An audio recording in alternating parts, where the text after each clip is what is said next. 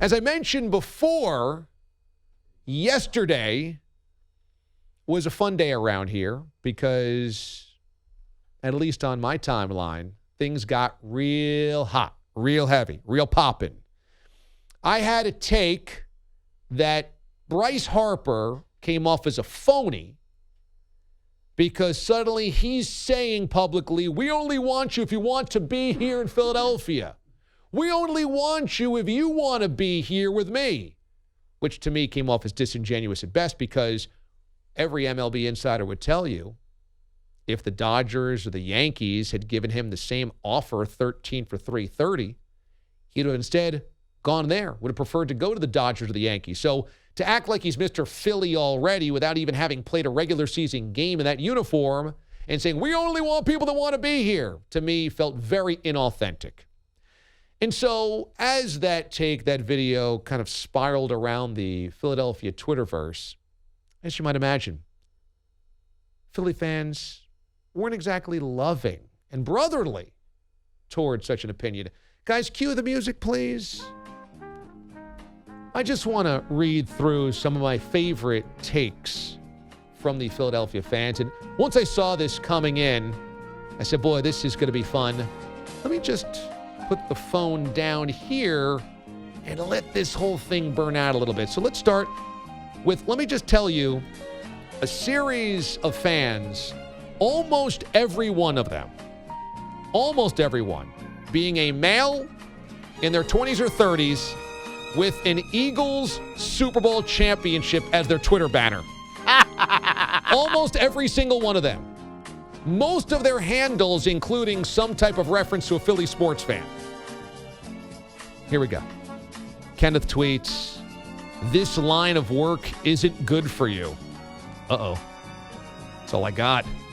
Ed tweets, what a terrible take. LMAO. Mike tweets, imagine being a Danny Amendola fan that accidentally happens into this slop of a show with such a terrible, terrible host. Chuck is at Eagles win it all. Not joking. Why do jackasses always got to try to make name for themselves off of our fan base? We will decide what's real or not. You're an outsider. Go play somewhere else. So just so you know, Philly fans will decide what's real. That's not up to us. Husker Girl tweets, hashtag garbage take. Thanks, Husker Girl. Will tweets, crazy what kind of opinions you have when you learn about sports through Google instead of playing. Love your work, you hack. Giroux tweets, who the bleep wears white headphones? That's a fair point that we should probably save for a different show. Definitely. Credibility in my takes takes a dip. Jim tweets, you're a hot take punk. CK at Crane Kicker tweets, please visit an EMT. I believe you have sleep apnea. So at least they're now trying to help my physical well-being. Is that a diss? That you have sleep apnea?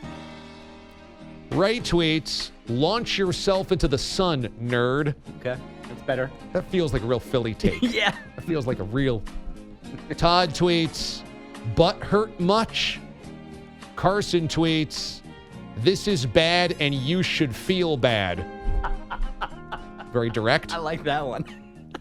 Fran M tweets, you're clearly butthurt that your team is in the center of attention. That's what I'm talking about. You can literally taste the salt coming off of this guy during this nonsensical rant. I'm obviously very disappointed my team is not in the middle of the attention here. Rexadelphia tweets, no research needed for this tool, you bleeping gas bag. Wow. Gas bag. Not used often enough. Tim tweets,